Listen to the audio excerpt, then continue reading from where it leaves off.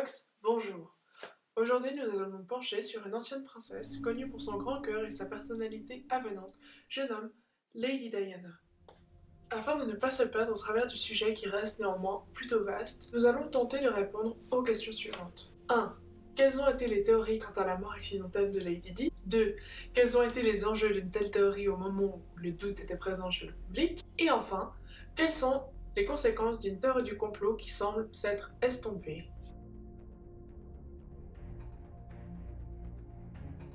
Alors ne tardons pas. Suivez-moi lors d'un voyage dans le temps pour une époque qui a marqué les esprits.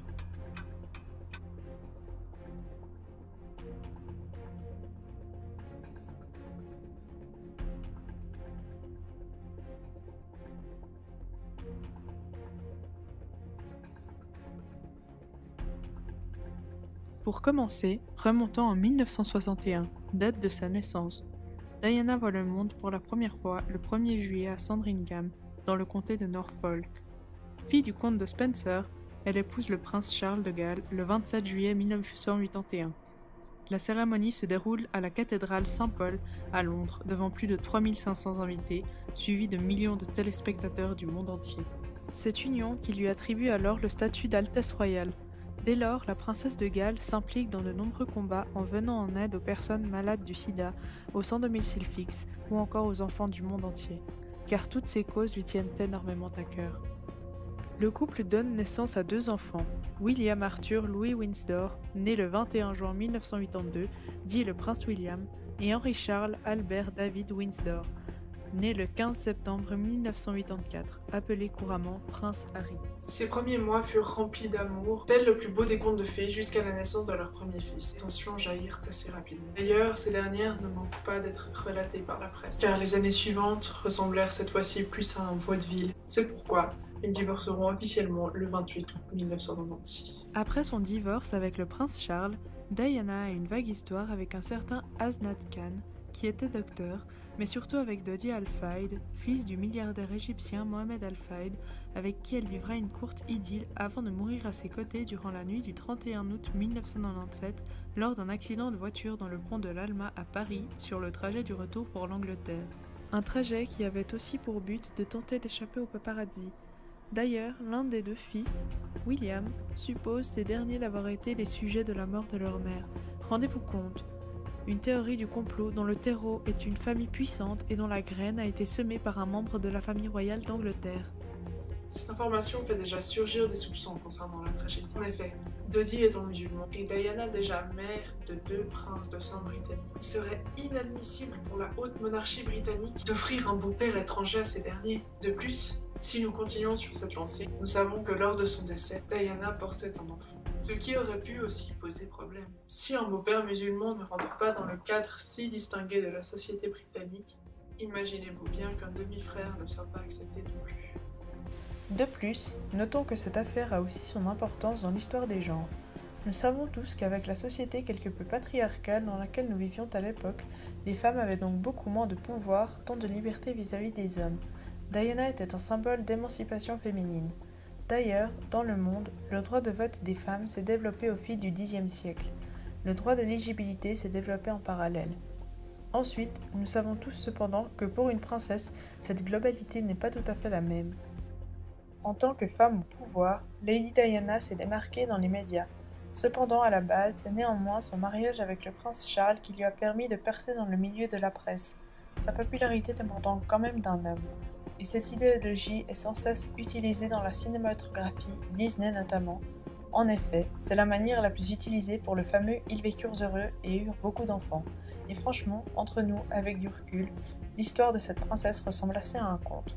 Diana est connue de tous à son époque, et cela marque un changement étonnant en partie car cette fois-ci c'est la femme qui a le plus de popularité que l'homme. De plus, d'après ce que prétend la théorie du complot, il est possible que cette popularité soit la cause de sa mort. En effet, plus on est connu, plus les pensées des personnes se multiplient, qu'elles soient positives ou négatives.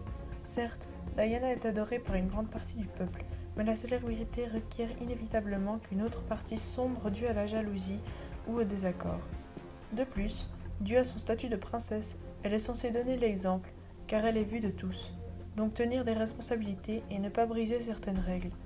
En d'autres termes, elle doit être intégrée à la société britannique, ce qu'elle a toujours eu du mal à faire d'après le journaliste Jean-Michel Karadec, auteur du livre « Qui a tué Diana ?». Elle portait des pantalons et avait des cheveux courts, par exemple. Ce qui nous ramène, par exemple, en parallèle avec la problématique de Dodi Al-Fayed susdite. Là aussi, elle ne respectait pas les règles de la bonne Angleterre, entre guillemets.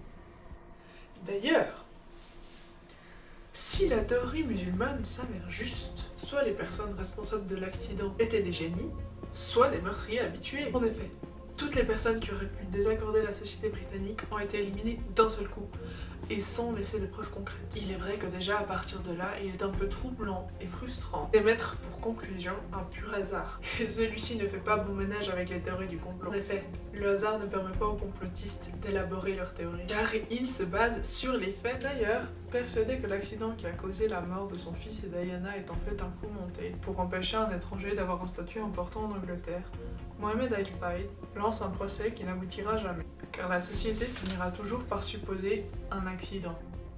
En revanche, ce procès permettra à la théorie du complot de se cristalliser et de pénétrer dans la sphère juridique. En effet, c'est en partie de par ce biais que tout a commencé. Les premières théories ont surgi. De plus, nous savons que lorsque Diana et Dodi partaient de leur hôtel à Paris, ces derniers fuyaient les paparazzi qui étaient partout et qui brisaient leur intimité et leur tranquillité. Peut-être y a-t-il eu un imprévu qui les a forcés à quitter leur appartement et à prendre la route? Ou peut-être que cet imprévu était prévu justement?